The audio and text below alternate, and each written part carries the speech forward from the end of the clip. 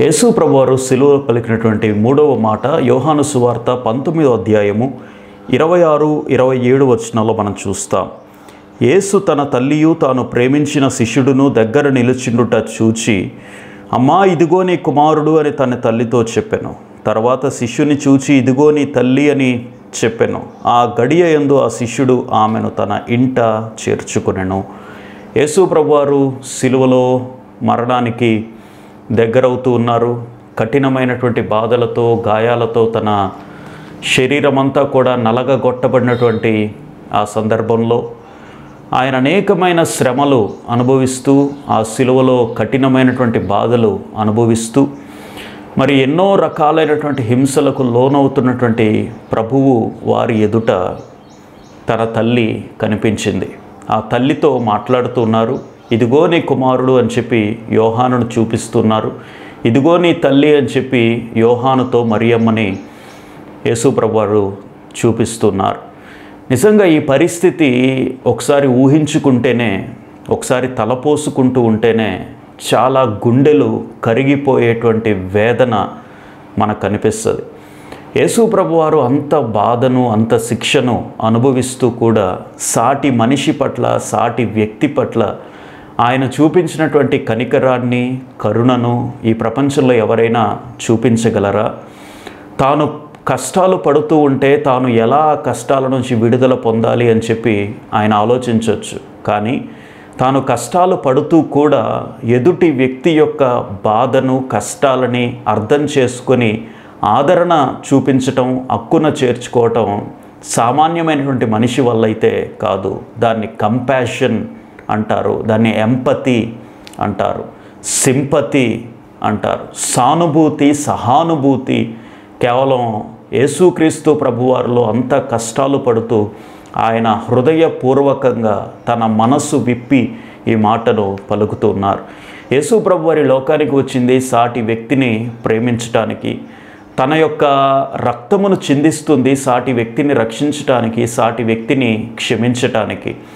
ఆయన ఈ లోకానికి వచ్చిందే సాటి వ్యక్తి పట్ల కరుణని, కటాక్షమును చూపించటానికే. ఆయనకి ఎవరు కూడా శత్రువులు లేరండి. ఎవరి పట్ల కూడా ఆయనకు అసూయ భావం లేదండి. ప్రతి వ్యక్తిని కూడా ప్రేమించాలి అనే ఉద్దేశంతో యేసు ప్రభువారు వచ్చారు.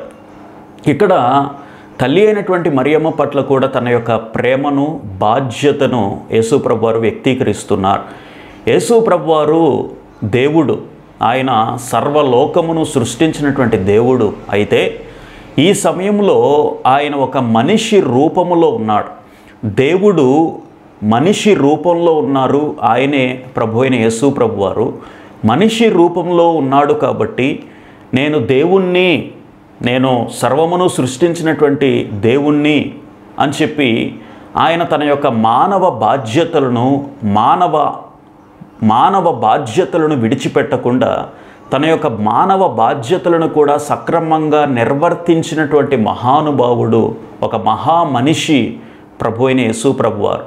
నేను దేవుణ్ణి, మానవ బాధ్యతలు నాకెందుకు, నేను పరలోకానికి వెళ్ళబోతున్నాను కదా, నేను మరణించి పునరుద్ధరణగా తిరిగి లేచి నేను పరలోకానికి వెళ్ళబోతున్నాను కదా, ఇక నాకెందుకు, ఈ ఫ్యామిలీతో నాకేం పని, తల్లి అయినటువంటి మరియమ్మతో నాకేం పని అని అనుకోలేదండి. ఎంత గొప్ప మనిషి ఆయన! ఒక మనిషి ఎలా జీవించాలో గొప్ప మాదిరిని చూపించినటువంటి ఒక గొప్ప వ్యక్తి ప్రభు అయిన యేసుక్రీస్తు ప్రభువారు. ఎందుకు యేసు ప్రభువారిని మనం ఒక మోడల్గా తీసుకోవాలి అని అంటే, తన బాధ్యతలను సక్రమంగా ఆయన నిర్వర్తించాడు. ఈ లోకంలో శారీరకంగా ప్రతి వ్యక్తికి కూడా కొన్ని బాధ్యతలు ఇవ్వబడతాయి. కుమారుడిగా, భార్యగా, భర్తగా, కుమార్తెగా, ఏ బాధ్యతలైనా కానీ కుటుంబంలో మనకు ఇవ్వబడినప్పుడు ఆ బాధ్యతలు నిర్వర్తించవలసినటువంటి బాధ్యత ప్రతి వ్యక్తి మీద కూడా ఉంది.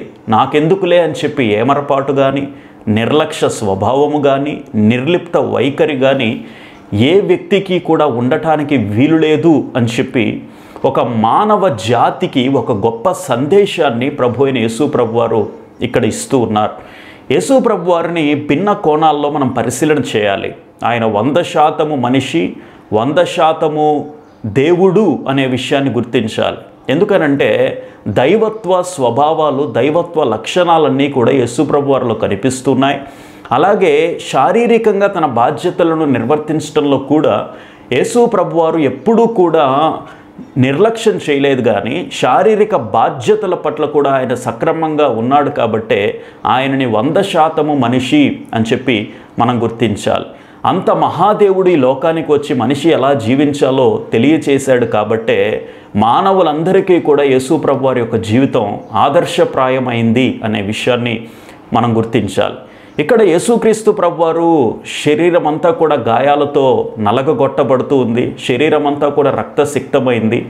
తన యొక్క కుమారుని యొక్క శరీరం అంతగా వేదన చెందుతూ ఉంటే తన కళ్ళారా ఒక తల్లి చూచి ఆ వేదనను భరించగలదా? తన కుమారుడు రక్తసిక్తమవుతూ ఉంటే, తన కుమారుడు గాయాల మధ్యలో నలగగొట్టబడుతూ ఉంటే, తన శరీరం అంతా కూడా ఛిద్రమవుతూ ఉంటే తన కుమారుని యొక్క బాధను కళ్ళ ముందు చూస్తూ ఏ తల్లి ఓర్చుకోగలదు? ఏ తల్లి తన దుఃఖాన్ని ఆపుకోగలదు? ఏ తల్లి బాధలో లేకుండా ఉండగలదు చెప్పండి? తన కుమారుడు ప్రభు అయిన యేసు ప్రభువారు శారీరకంగా తనలో నుంచి ఉద్భవించినటువంటి తన కుమారుడు, చిన్ననాటి నుంచి పెంచినటువంటి కుమారుడు, చిన్ననాటి నుంచి అన్ని విషయాల్లో పాలన చూచినటువంటి ఆ తల్లి తన కుమారుడు చావు బ్రతుకుల మధ్య కొట్టుమిట్టాడుతూ ఉంటే ఏ తల్లి హృదయం పగిలిపోకుండా ఉంటుంది? ఏ తల్లి హృదయము నిండా కన్నీళ్ళ దారలు ఏరులు పారకుండా ఉంటాయి చెప్పండి? ఆ తల్లి హృదయం అంతా కూడా ద్రవించిపోతుంది. ఆ తల్లి హృదయం అంతా కూడా ఎంతో దుఃఖముతో ఆవేదనతో కృంగిపోతూ ఉంది. కన్నీళ్ళు దారలై ఉబుకుకుంటూ బయటికి వస్తూ ఉన్నాయి. మరియమ్మ ఎంతగానో నలిగిపోతూ ఉంది. ఏంటి నా కుమారుడికి ఈ శ్రమ? నా కుమారుడు సిలువలో అంత గాయాలు పాలవటం నేను చూడలేకపోతున్నానని చెప్పి ఎంతగానో దుఃఖిస్తూ ఉంది, ఏడుస్తూ ఉంది, గోజారుతూ ఉంది, అయ్యో అయ్యో అని చెప్పి. యేసు ప్రభువారిని లోకానికి తీసుకొని రావడంలో ఎంతగానో శ్రమించిందండి ఆ తల్లి అయినటువంటి మరియ. కన్య అయినటువంటి స్త్రీకి ఒక కుమారుడు ఎలా జన్మిస్తాడు అని చెప్పి చుట్టుపక్కల ఉన్నటువంటి వ్యక్తులు అనేక రకాలైనటువంటి మాటలు అంటూ ఉన్నా కానీ మరియమ్మ ఆ మాటలన్నీ కూడా లెక్క చేయలేదే, ఆ మాటలన్నీ కూడా పట్టించుకోలేదే. ఏం పర్లేదు, రకరకాల మాటలు అన్నప్పటికీ కూడా లోక రక్షకుడైన ప్రభువుని నేను ఈ లోకంలోనికి తీసుకుని వస్తాను అని చెప్పి ఒక గొప్ప ఓర్పుతో సహనముతో ఎన్నో అవమానాలను భరిస్తూ ప్రాణాలకు తెగించి మరియమ్మ యేసు ప్రభువారిని ఈ లోకానికి తీసుకుని వచ్చింది కదా. ప్రాణాలకు తెగించి మరియమ్మ ఈ లోకానికి యేసు ప్రభువారిని తీసుకుని వస్తే ఆ కుమారుడే ప్రాణాలు కోల్పోతూ ఉంటే ఆ తల్లికి ఎంత దుఃఖము, ఎంత ఆవేదన ఆ హృదయం అంతా కూడా భరిస్తుందో ఒకసారి ఆలోచన చేయాలి. మరియమ్మ యొక్క మెంటల్ సిట్యువేషన్, మానసిక ఆలోచన విధానాలు ఆలోచన చేస్తే ఎందుకు ఇటువంటి పరిస్థితి వచ్చింది నా కుమారుడికి, ఏంటి అని చెప్పి తన హృదయం అంతా కూడా దుఃఖముతో ఆవేదనతో గూడు కట్టుకున్నటువంటి ఆ సందర్భంలో యేసు ప్రభువారు మాట్లాడుతున్నారు, అమ్మా ఇదిగో నీ కుమారుడు అని చెప్పి యోహానుని చూపిస్తున్నారు. హృదయమంతా కూడా పగిలిన వేదనతో ఆ మరియమ్మ హృదయం అంతా కూడా ఉంది. మరియమ్మ హృదయంలో దుఃఖము ఏరులై పారుతూ ఉంది. అప్పుడు యేసు ప్రభువు ఎంతగా తన యొక్క ప్రేమను చూపించాడంటే, తన కరుణను చూపించాడంటే, తన యొక్క మాటల ద్వారా ఆమెని ఆదరించాడు అనంటే ఈ మాటేనండి. ఈ మాట, మూడవ మాట, తన తల్లి అయినటువంటి మరియ పట్ల ఆదరణని చూపించినటువంటి అద్భుతమైనటువంటి మాట యేసు ప్రభువారు పలికారు. ఈ మాటలో ఒక 3 విషయాల్ని నేను మీకు తెలియజేస్తాను. మొట్టమొదటిగా తల్లికి ప్రభువారు ఆదరణని చూపించారు. అలాగే నిజమైనటువంటి శిష్యుడు ఎవరో ప్రభువారు గుర్తించారు. అలాగే యోహాను యొక్క నమ్మకత్వాన్ని గురించి కూడా ప్రభువారు అక్కడ ప్రస్తావన చేశారు. ఇక్కడ మొట్టమొదటిగా మనం చూస్తే తల్లికి యేసు ప్రభువారు ఆదరణని చూపిస్తున్నారు. మరొకసారి మనం అక్కడ 26వ వచనంలో మనం చూస్తే, యేసు తన తల్లియు తాను ప్రేమించిన శిష్యుడును దగ్గర నిలుచుండుట చూచి, అమ్మా ఇదిగో నీ కుమారుడు. ఎంత చక్కని మాట అండి, ఎంత చక్కగా పిలుస్తున్నాడండి, ఎంత గౌరవప్రదంగా పిలుస్తున్నాడండి తన తల్లిని అమ్మా అని చెప్పి. ఎంత గౌరవిస్తున్నాడు, తన మాటల ద్వారా తన తల్లిని ఎంతగా సన్మానిస్తున్నాడు. ఒక స్త్రీని ఎంతగా గౌరవిస్తున్నాడో యేసుప్రభు వారి యొక్క మాటలని గురించి మనం తెలుసుకోవచ్చు. యేసుప్రభు వారి దగ్గరికి ఎవరు వచ్చినా, ఏ అవసరతలో వచ్చినా, ఏ అనారోగ్యంతో వచ్చినా, ఏ అస్వస్థతతో ప్రభువారి దగ్గరికి ఏ స్త్రీ వచ్చినప్పటికీ కూడా చిన్నవారైనా పెద్దవారైనా కానీ యేసు ప్రభువారు సంబోధించేటువంటి మాట మొట్టమొదటిగా అమ్మా అని ఉంటుంది. ఎంత గొప్ప స్త్రీ పక్షపాతి ప్రభువారు, స్త్రీలను గౌరవించేటువంటి వ్యక్తి ప్రభువారో ఒకసారి గమనించాలి. అమ్మా ఇదిగో నీ కుమారుడు అని చెప్పి అక్కడ వ్రాయబడింది. నిజంగా యేసు ప్రభువారు తల్లి అయినటువంటి మరియను సంబోధిస్తూ ఇదిగో నీ కుమారుడు అని చెప్పి ఆదరణని చూపిస్తున్నాడు. ఇక్కడ యేసు ప్రభువారు తల్లి అయినటువంటి మరియకి ఆదరణని చూపిస్తున్నారు. ఒంటరిగా మిగిలిపోయినటువంటి తల్లి. వాస్తవానికి కొన్ని రోజులకి యోసేపు మరణించాడు, ఈ లోకాన్ని విడిచిపెట్టి వెళ్ళిపోయాడు. ఇక తన తల్లి పరిస్థితి ఏంటి? ఎవరు చూసుకుంటారు?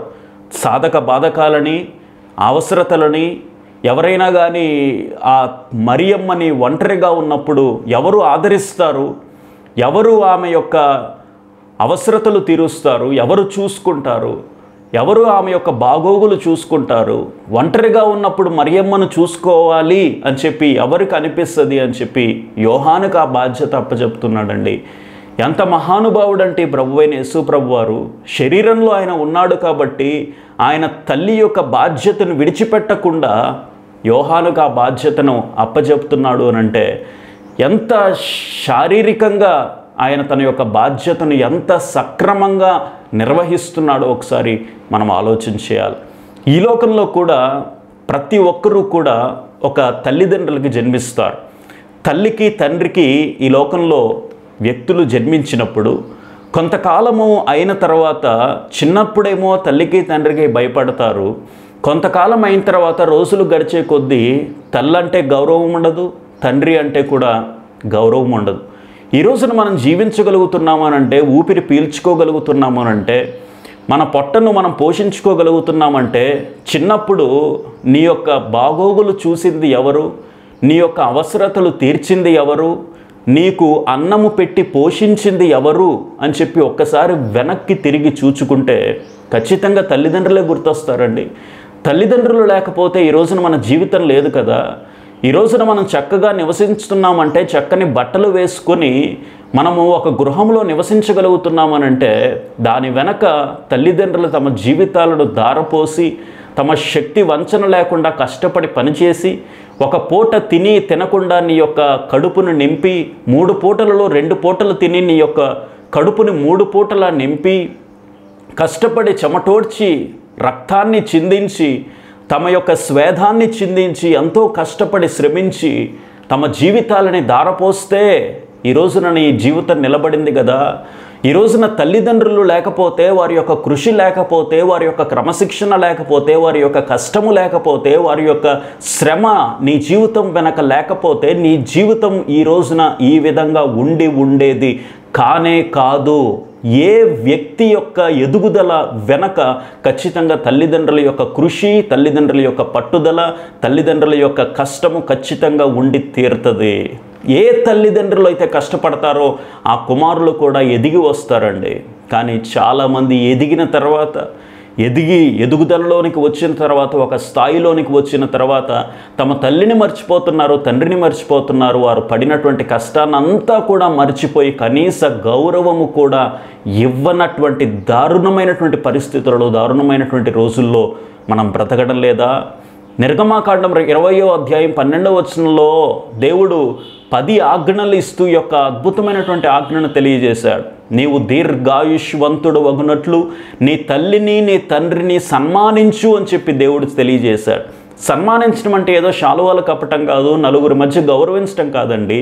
నీ తల్లిని తండ్రిని సన్మానించటము అని అంటే వారిని ముదిమి వయసులో చక్కగా చూసుకోవడం, వారికి భోజనం పెట్టడం, ఆత్మీయంగా పలకరించడం, చక్కగా కలుపుగోలతనంతో వారి యొక్క ఆరోగ్యాన్ని సంరక్షించుకోవడం కుమారునిగా, కుమార్తెగా మనందరి యొక్క బాధ్యత. ఆ బాధ్యతను నిర్వర్తించకుండా తల్లిని తండ్రిని యామరపాటుగానో నిర్లక్ష్యంగానో పక్కన పెట్టి ఎంతోమంది ఈ రోజున వృద్ధాశ్రమాలకు తరలించడం లేదా? తల్లిని తండ్రిని భారంగా భావించడం లేదా? సంవత్సరం నేను చూసుకుంటాను, రెండో సంవత్సరం నీవు చూసుకో అని చెప్పి అన్నదమ్ముల మధ్య తల్లిదండ్రుల్ని పంచుకునేటువంటి రోజుల్లో మనం లేమా? ఎంత దారుణమైన భీతికరమైనటువంటి పరిస్థితులలో రోజులలో మనం బ్రతుకుతున్నాం ఒక్కసారి ఆలోచన చేయండి. తల్లిని తండ్రిని కూడా పంచుకునేటువంటి ఇంత అమానవీయమైనటువంటి రోజుల్లో మనం జీవిస్తూ ఉంటే ఒక్కసారి ఆలోచన చేయండి. యేసు ప్రభువారు ఈ లోకాన్ని విడిచిపెట్టి వెళ్ళేటువంటి క్రమంలో తన తల్లి యొక్క బాధ్యతను మాత్రం ఆయన విడిచిపెట్టలేదు. తన తల్లిని విడిచిపెట్టాలి అని అనుకోవట్లేదు ఆయన, నాకెందుకులే అని చెప్పి ఆయన అనుకోవట్లేదు. కానీ తల్లి యొక్క బాధ్యతను సక్రమంగా నిర్వర్తించినటువంటి ప్రభువు మన ప్రభు అయిన యేసు ప్రభువారు. నీ తల్లిని నీ తండ్రిని నువ్వు గౌరవించాలి, వారి యొక్క కష్టాన్ని నువ్వు గుర్తించాలి. చిన్నప్పుడు నువ్వు ఎంత విసిగించుంటావు నీ తల్లి నీ తండ్రిని, ఎంతగా ఏడిపించుంటావు, అన్నం తినకుండా ఎంతగా మారాన్ చేసుంటావు, ఎంత సుకుమారంగా నిన్ను పెంచారు వారు. ఈ రోజున ఎదిగిన తర్వాత తల్లి యొక్క రొమ్ముని నువ్వు ఎదిరించడం లేదా, బాధ పెట్టడం లేదా, గుద్దటం లేదా, ఎంతగా శ్రమ పెడుతున్నావు నీ తల్లిదండ్రులని ఒకసారి ఆలోచన చేసి నీవు నేను కూడా మన తల్లిదండ్రులని గౌరవించాల్సినటువంటి బాధ్యత మనందరం కూడా వారికి ఖచ్చితంగా నమస్కరించి వారిని గౌరవించాల్సినటువంటి బాధ్యత మనందరి మీద కూడా ఉంది అనే విషయాన్ని మీరు గుర్తించాలి. మీరు ఎదుగుతూ ఉన్నప్పుడు మొట్టమొదటిగా సంతోషించేది తల్లిదండ్రులే. నీవు నేను కూడా ఒక స్థాయికి వస్తున్నప్పుడు దాని వెనక ఉన్నటువంటి కష్టాన్ని చూసి అందరూ కూడా అసూయ పడతారేమో, కానీ హృదయపూర్వకంగా సంతోషించేది నీ తల్లి తండ్రి మాత్రమే. వారిని మనం కూడా గౌరవించాలి, సన్మానించాలి.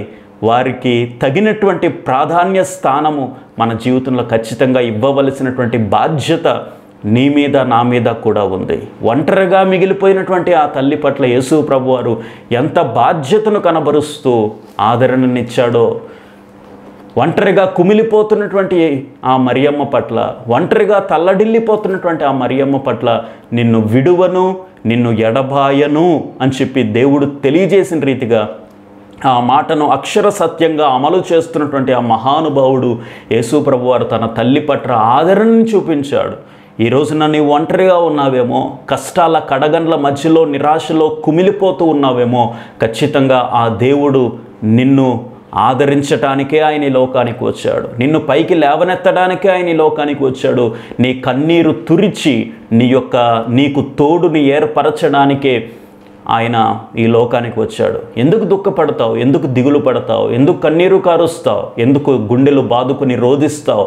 ఖచ్చితంగా నీ కన్నీరు తుడవడానికి మన ప్రభు అయిన యేసు ప్రభువారు అన్ని వేళలా ఎల్లవేళలా సిద్ధంగా ఉన్నాడు.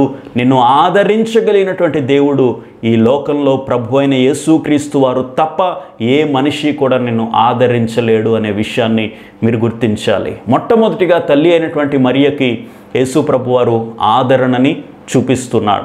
నిజంగా రెండవదిగా ఇక్కడ నిజమైనటువంటి శిష్యుడు ఎవరో యేసు ప్రభువారు అక్కడ గుర్తించారు. నిజమైనటువంటి శిష్యుడు ఎవరో దానికి ట్రూ డెఫినిషన్ని యేసు ప్రభువారు తన యొక్క బోధనలో అందించాడు. ఇక్కడ లూకా సువార్త 9వ అధ్యాయము 23వ వచనంలో శిష్యుడు అంటే ఎవరో యేసు ప్రభువారు తెలియజేశారు. మరియు ఆయన అందరితో ఇట్లనెను, ఎవడైనను నన్ను వెంబడింపగోరిన ఎడల తన్ను తాను ఉపేక్షించుకొని ప్రతి దినము తన సిలువనెత్తుకొని నన్ను వెంబడింపవలను. ఎవరు నన్ను వెంబడించాలి? ఎవరు నిజమైనటువంటి శిష్యుడు?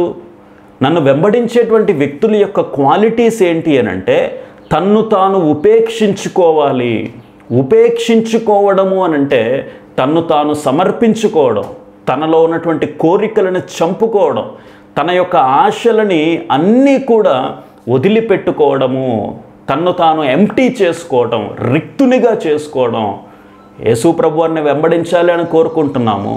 యేసు ప్రభువారిని ఆయనని ఒక గురువుగా స్వీకరించి ఆయన అడుగు జాడలలో మనం నడవాలి అని కోరుకుంటున్నాము. కానీ చాలాసార్లు లోక ఆశలు, లోక కోరికల వెంబడి మనం పరిగెట్టడం లేదా? నిజమైనటువంటి శిష్యుడు ఎవరు అని అంటే తన్ను తాను ఉపేక్షించుకొని సిలువను ఎత్తుకొని మోయేవాడు. సిలువ అనగా అవమానానికి సూచన. సిలువ అనగా హింసలకు, వేదనలకు, కష్టాలకు, కొరడా దెబ్బలకు, ఎన్నో రకాలైనటువంటి బాధలకి సూచన సిలువ. యేసు ప్రభువారిని వెంబడించాలి అని కోరుకున్నటువంటి శిష్యుడు ఈ వీటన్నిటికీ కూడా సిద్ధంగా ఉండాలి. కొరడా దెబ్బలకి, హింసలకి, మాటలకి, లేనిపోని అవమానాలకి కూడా సిద్ధంగా ఉన్నటువంటి వ్యక్తి మాత్రమే యేసు ప్రభువారిని వెంబడించాలి. వాటికి సంసిద్ధత వ్యక్తపరుస్తూనే యేసు ప్రభువారిని వెంబడించిన వ్యక్తి మాత్రమే నిజమైనటువంటి శిష్యుడిగా మనం గుర్తించాలి. శిష్యుడిగా నేను ఉంటాను, అలాగే లోకంలో కూడా ఉంటాను అని అంటే అది కుదిరేటువంటి పని కానే కాదు. ఇక్కడ యోహానుని యేసు ప్రభువారు నిజమైనటువంటి శిష్యుడిగా ఇక్కడ మనం గమనించాలి. యోహాను యొక్క జీవన విధానాన్ని కూడా మనం గమనిస్తే ఇక్కడ యేసు ప్రభువారు సిలువ వేయబడినటువంటి ఆ క్రమంలో, సిలువలో ఆయన గాయాలు పాలవుతున్నటువంటి ఆ క్రమంలో చుట్టూ కూడా రోమా సైనికులు ఉన్నారు, బంట్రోతులు ఉన్నారు, రోమా అధికారులు ఉన్నారు, తల్లి అయినటువంటి మరియమ్మ ఉన్నారు, అలాగే కొందరు స్త్రీలు ఉన్నారు. శిష్యులు ఎవరైనా ఉన్నారు అని చెప్పి అటు ఇటు చూస్తే ఎవ్వరూ కూడా లేరండి. ఆయన దగ్గర నుంచి అద్భుతాలు పొందుకున్నటువంటి వ్యక్తులు, ఆయన దగ్గర నుంచి మేళ్ళు పొందుకున్నటువంటి శిష్యులు ఎవ్వరూ కూడా కనిపించడం లేదు. పేతురు కనిపించలేదు, యాకోబు కనిపించడం లేదు, అలాగే ఆంద్రేయ కనిపించడం లేదు. ఇలా శిష్య గణములో ఉన్నటువంటి అనేక మంది వ్యక్తులు అక్కడి నుంచి పారిపోయారు, వెళ్ళిపోయారు, అక్కడి నుంచి జారుకున్నారు. కానీ ఒకే ఒక శిష్యుడు నిలబడ్డాడు, ధైర్యముగా నిలవబడ్డాడు. తమ ప్రాణాలు తీసేస్తారేమో, తమకు కష్టాలు వస్తాయేమో అని చెప్పి అనేక మంది శిష్యులు అక్కడి నుంచి వెళ్ళిపోయారేమో, కానీ ఒకే ఒక శిష్యుడు ప్రాణాలకు తెగించి, ప్రాణాలు ఒడ్డి, ప్రాణాలని అర్పించాలి అని చెప్పి యేసుక్రీస్తు ప్రభువారు కోసం తన ప్రాణాన్నైనా ఇవ్వడానికి సిద్ధపడినటువంటి ఒక గొప్ప శిష్యుడు యోహాను. యోహాను యేసు ప్రభువారికి అత్యంత ప్రియమైనటువంటి శిష్యుడు. యేసు ప్రభువారికి ఒక అద్భుతమైనటువంటి ఇన్నర్ సర్కిల్ డిసైపుల్స్ ఉన్నారు. వారు పేతురు, యోహాను, యాకోబు. పేతురు, యాకోబు కూడా అక్కడి నుంచి వెళ్ళిపోయారేమో, కానీ యోహాను ఒక్కరు మాత్రమే యేసు ప్రభువారి యొక్క సిలువ దగ్గర నిలవబడినటువంటి ఒక గొప్ప శిష్యుడు అని చెప్పి మనం గుర్తించాలి.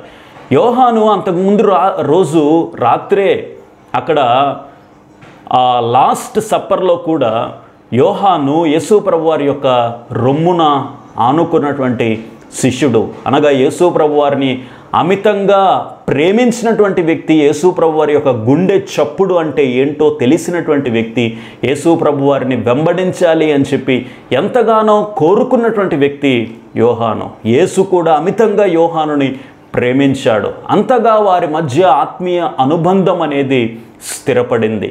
యోహాను యొక్క జీవితాన్ని మనం పరిశీలన చేస్తే యోహానుని చంపాలి అని చెప్పి అనేక మంది ఆలోచన చేసి చివరికి పద్మాసు ద్వీపంలో వేస్తే, ఆ పద్మాసు ద్వీపంలోనే దైవ దర్శనంలో నుంచి ప్రకటన గ్రంథాన్ని యోహాను వ్రాసుకుంటూ వచ్చాడు, ప్రపంచానికి అందించాడు. రాబోయే రెండవ రాకడ ఎలా ఉండబోతుందో రచించినటువంటి ఈ గొప్ప వ్యక్తి, నిజమైనటువంటి శిష్యుడైనటువంటి ఈ యొక్క యోహానే. ఈ యోహాను చంపుతారు, నన్ను ప్రాణాలు తీస్తారు అని తెలిసినప్పటికీ కూడా రోమా అధికారులకి, రోమా సైనికులకు భయపడకుండా యేసు ప్రభువారి యొక్క సిలువ ముందు ధైర్యంగా నిలవబడినటువంటి వ్యక్తి ఈ యొక్క యోహాను. యేసు ప్రభువారిని గురించి ప్రాణాలు ఇవ్వడానికి ఈ రోజున ఎంతమంది సిద్ధంగా ఉన్నారండి? యేసు ప్రభువారిని పేరు చెప్పుకొని కొన్నిసార్లు లబ్ధి పొందుతున్నటువంటి వ్యక్తులు కనిపిస్తున్నారేమో, కానీ యేసు ప్రభువారి యొక్క పేరిట తమ ప్రాణాలనైనా కానీ అర్పించాలి అని ఎవరు కోరుకుంటున్నారు ఈ రోజుల్లో? నిజమైనటువంటి శిష్యుడు, నిజంగా యేసు ప్రభువారిని అంగీకరించినటువంటి వ్యక్తి, యేసు ప్రభువారిని గురువుగా స్వీకరించి శిష్యత్వం తీసుకున్నటువంటి వ్యక్తి యేసు ప్రభువారిని గురించి తమ ప్రాణాలనైనా అర్పించేటువంటి స్థాయిలో, స్థితిలో ఉండాలి. అదే ఆధ్యాత్మికమైనటువంటి పరిపక్వత ఈ యొక్క శిష్యునిలో మనం చూస్తూ ఉన్నాం. తమ సమస్తమును కూడా ఉపేక్షించుకొని సిలువనెత్తుకొని జీవించినటువంటి, పయనించినటువంటి ఒక మహాశిష్యుడు, గొప్ప వ్యక్తి ఈ యొక్క యోహాను అక్కడ నిలవబడి ఉండుట యేసు ప్రభువారు చూచారు. తల్లి యొక్క కన్నీటిని ఒకవైపు చూచాడు, పక్కన యోహాను యొక్క బాధ్యతని ఒకవైపున చూశారు. ఈ లోకాన్ని నేను విడిచిపెట్టిన తర్వాత తల్లి అయినటువంటి మరియమ్మను ఎవరు చూచుకుంటారు? ఎవరి చేతిలో నా తల్లిని పెడితే ఆమె సుఖంగా, సౌఖ్యంగా, ఆమె జీవితమంతా కూడా భద్రంగా ఉంటుంది అని చెప్పి ఆయన కోరుకుంటే, ఆయన ఆశిస్తే పక్కనే యోహాను కనిపించాడు. ఇంతకంటే నమ్మకమైనటువంటి శిష్యుడు ఇంకెవరుంటారు? ఇంతకంటే ప్రాణాలకు తెగించి నా కోసం ఇంత దూరం వచ్చినటువంటి శిష్యుడి కంటే ఇంకా ఎవరుంటారు, బాధ్యత తీసుకునేటువంటి వ్యక్తులు ఇంకా ఎవరుంటారు అని చెప్పి ఆ తల్లి యొక్క బాధ్యతను ఇంత గొప్ప శిష్యునికి అప్పగించాడు ప్రభువైన యేసు ప్రభువారు. కష్టాలు ఒడ్డి ముందుకు వచ్చాడు కాబట్టే ఈ బాధ్యత యోహాను మీద మోపబడింది.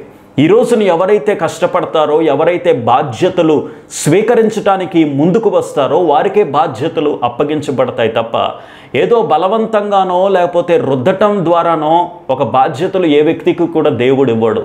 దేవుడు ఒక వ్యక్తికి ఒక బాధ్యత ఇవ్వాలి అని ఆశిస్తే ఖచ్చితంగా ఆ వ్యక్తిలో ఉన్నటువంటి నమ్మకత్వాన్ని, కష్టపడేటువంటి మనస్తత్వాన్ని, ప్రాణాలు ఒడ్డైనా కానీ ఒక బాధ్యతను తీసుకోగలిగినటువంటి ఒక స్థిరత్వాన్ని దేవుడు ఆ మనిషిలో గమనిస్తాడు, చూస్తాడు. ఆ వ్యక్తి స్వీకరించగలడా, ఆ వ్యక్తి ఈ బాధ్యతను నెరవేర్చగలడా అని చెప్పి దేవుడు ఎప్పుడైతే స్థిరంగా నమ్ముతాడో అప్పుడు మాత్రమే ఆ బాధ్యతలు ఆ వ్యక్తి భుజస్కంధాల మీద ఉంచబడతాయి. యోహానులో ఆ క్వాలిటీస్ని దేవుడు చూశాడు, ఆ లక్షణాలని దేవుడు చూశాడు. అప్పుడు తల్లి అయినటువంటి మరియమ్మ యొక్క బాధ్యతను సక్రమంగా ఈ యోహాను నెరవేర్చగలడు, నిర్వర్తించగలడు అని నమ్మాడు కాబట్టే యోహానుకి ఆ బాధ్యతలు బదలాయించబడ్డాయి. ఈ రోజున మనం కూడా ఒక బాధ్యతను దేవుడు మనకి ఇవ్వాలి అని అంటే అది సంఘ బాధ్యత కావచ్చు, ఉద్యోగ బాధ్యత కావచ్చు, సామాజిక బాధ్యత కావచ్చు, కుటుంబ బాధ్యత కావచ్చు, ఏ బాధ్యత అయినా కానీ దేవుడు మనందరికీ కూడా ఇవ్వాలి అని ఆశపడితే నీలో నాలో కూడా దేవుడు చూచేది నమ్మకత్వాన్ని. నీవు నమ్మకంగా ఉన్నావా? కష్టపడేటువంటి మనస్సు ఉందా? సవాళ్ళు ఎదుర్కొనేటువంటి ధైర్యము నీకుందా? ఖచ్చితంగా నీకు కూడా బాధ్యతలు ఇవ్వబడతాయి. ఆ బాధ్యతలు నువ్వు సక్రమంగా నిర్వర్తించగలవు అనేటువంటి నమ్మకత్వం దేవునికి ఉంటే ఖచ్చితంగా బృహత్తరమైనటువంటి బాధ్యతలు నీకు నాకు కూడా ఇవ్వాలి అని చెప్పి దేవుడు ఇష్టపడుతున్నాడు, కోరుకుంటున్నాడు. ఆ బాధ్యతలు స్వీకరించే అర్హత మనకు ఉందో లేదో దేవుడు పరీక్ష చేస్తున్నాడు. ఆయన పరీక్షలో మనం ఎప్పుడైతే పాస్ అవుతామో ఖచ్చితంగా అద్భుతమైనటువంటి బాధ్యతల్ని దేవుడు నీకు నాకు కూడా అందించాలి అని చెప్పి ఆయన ఇష్టపడుతున్నాడు. ఈ యోహానుకి బాధ్యతలు అప్పగించినటువంటి ప్రభువారు. మూడో విషయాన్ని మనం చూస్తే యోహాను యొక్క నమ్మకత్వాన్ని మనం అక్కడ గమనించవచ్చు. అక్కడ ఆ మాట ప్రభువారు పలికిన తర్వాత అక్కడ 27వ వచనంలో తర్వాత శిష్యుని చూచి ఇదిగో నీ తల్లి అని చెప్పెను. ఆ గడియ నుండి ఆ శిష్యుడు ఆమెను తన ఇంట చేర్చుకున్నాడు. చూడండి ఎంత మంచి శిష్యుడు ఇతను. యేసు ప్రభువు ఆ మాట పలికిన తర్వాత ఆ గడియ నుండే వెంటనే లోబడ్డాడండి. నిజమైన శిష్యుడు దేవుడు చెప్పినటువంటి మాటకి లోబడతాడు, అంగీకరిస్తాడు, వినయాన్ని చూపిస్తాడు. సంపూర్ణంగా దేవుడు నాకు చెప్పాడు కాబట్టి ఆ మాటను సంపూర్ణమైనటువంటి వినయముతో ఆ మాటను స్వీకరించి ఆమెను తన ఇంట చేర్చుకున్నాడు. తన ఇంట చేర్చుకున్నాడు, సొంత ఇంట్లో చేర్చుకున్నాడు. భారం అనుకోలేదు, బాధ్యత అనుకోలేదు. దేవుడు చెప్పాడు కాబట్టి ఆ మాటను నెరవేర్చాలి అనే ఒకే ఒక ఆశయంతో తన తల్లిగా భావించి అంత గొప్ప బాధ్యత, నిజంగా అంతకంటే గొప్ప బాధ్యత ఏమైనా ఉంటుందా? యేసు ప్రభు వారిని లోకానికి తీసుకుని వచ్చినటువంటి ఆ మహాతల్లి, పరిశుద్ధురాలైనటువంటి స్త్రీని పోషించటం, చూసుకోవటం, ఆమె బాధ్యతలు నెరవేర్చటం ఇంక అంతకంటే గొప్ప భాగ్యం ఏమైనా ఉంటుందా? అది ఒక కష్టం కాదండి, అది ఒక బాధ్యత. అది కష్టం అనుకోలేదు యోహాను, అది శ్రమ అనుకోలేదు యోహాను. తల్లిని చూసుకోవటం, మరియమ్మను చూసుకోవటం అది ఒక్క గొప్ప భాగ్యం. అది ఎవరికి దక్కనటువంటి ఒక గొప్ప బాధ్యతగా యోహాను భావించి తన ఇంట చేర్చుకున్నాడు. గొప్ప సంగతి. మరి ఈ రోజున చరిత్ర కూడా సెలవిస్తుంది, మరి మరియమ్మ గారు యోహాను ఇంట్లో తన తుది శ్వాస వరకు, అనగా మరణించే వరకు కూడా యోహాను ఇంట్లోనే ఆమె గడిపిందని, యోహాను చక్కగా మరియమ్మను చూసుకున్నారని, అలాగే చివరికి ఆ ప్రాంతంలోనే మరియమ్మ గారు కూడా తుది శ్వాస విడిచారు అని చెప్పి చరిత్ర సెలవిస్తుంది. అంత గొప్ప శిష్యుడు, నిజమైనటువంటి శిష్యుడు, యేసు ప్రభు వారి యొక్క అడుగు జాడలలో నడిచినటువంటి శిష్యుడు యోహాను. ఈ రోజున నీవు నేను కూడా నిజమైనటువంటి శిష్యుడిగా ఉండాలని, ఇతరులని ఆదరించేటువంటి ప్రభు అయిన యేసు ప్రభు వారి వ్యక్తిత్వంలో మనము కూడా నిలబడాలని, స్థిరపడాలని, బలపడాలని దేవుడు ఈ మాట ద్వారా మనందరికీ కూడా ఒక గొప్ప పాఠాలని, కేవలం ఆత్మీయులైనటువంటి మనకి మాత్రమే కాకుండా ప్రపంచానికి కూడా అద్భుతమైనటువంటి పాఠాలు ఈ మాట ద్వారా అందించబడ్డాయి. యేసు ప్రభు వారు తల్లిని గౌరవించటం, స్త్రీలని సంబోధించేటువంటి క్రమంలో ఆయన యొక్క గౌరవ సూచన ఎలా ఉందో ప్రపంచానికి తెలియచేయటం, నిజమైనటువంటి శిష్యుడు అంటే ఎవరు, నిజమైనటువంటి శిష్యుడు ఎలా ఉంటారో యేసు ప్రభు తెలియజేయటం, యోహాను నమ్మకత్వాన్ని నిలవబెట్టుకొని చివరి వరకు కూడా తల్లిని చూసుకోవటం, ఇవన్నీ కూడా గొప్ప పాఠాలండి, అద్భుతమైనటువంటి పాఠాలు ఈ 3వ మాట నుంచి మనం నేర్చుకోగలం. ఆదరణ లేక కుమిలిపోతున్నావా, కన్నీరు కారుస్తున్నావా? యేసు ప్రభు వారు నిన్ను ఆదరించేవాడు. తన్ను తాను ఉపేక్షించుకొని సిలువనెత్తుకొని మోయువాడు నిజమైనటువంటి శిష్యుడు. ఈ రోజున నీవు నేను కూడా నిజమైన శిష్యుని వలె, నమ్మకత్వం కలిగినటువంటి శిష్యుల వలె ఉండాలి అని చెప్పి దేవుడు కోరుకుంటున్నాడు. చిన్న ప్రార్థన. పరిశుద్ధుడా, జీవం కలిగిన తండ్రి, 3వ మాట ద్వారా మీరు మాతో మాట్లాడారు తండ్రి. నాయన, మరి తల్లిదండ్రుల పట్ల మాకు బాధ్యత ఉండాలని, నిజమైన శిష్యులకు మాత్రమే బాధ్యతలు అప్పగించబడతాయని చెప్పి నాయన మీరు మాకు తెలియజేశారు. నాయన, మీరు ఈ లోకంలో ఉన్నప్పుడు ఎంత గొప్పగా జీవించారు నాయన. మానవాళికి ఒక గొప్ప మాదిరికరంగా మీరు జీవించారు తండ్రి. మీకే స్తోత్రాలు నాయన. మీరు ఎంత గొప్ప దేవుడో మాకు ప్రభువుగా ఉన్నందుకు మీకే స్తోత్రాలు చెల్లిస్తూ నాయన, ఈ 3వ మాట ద్వారా మా ప్రియులందరితో కూడా మీరు మాట్లాడిన విధానాన్ని బట్టి మీకే స్తోత్రాలు చెల్లిస్తూ యేసు నామములో ప్రార్థిస్తున్నాము తండ్రి. ఆమేన్.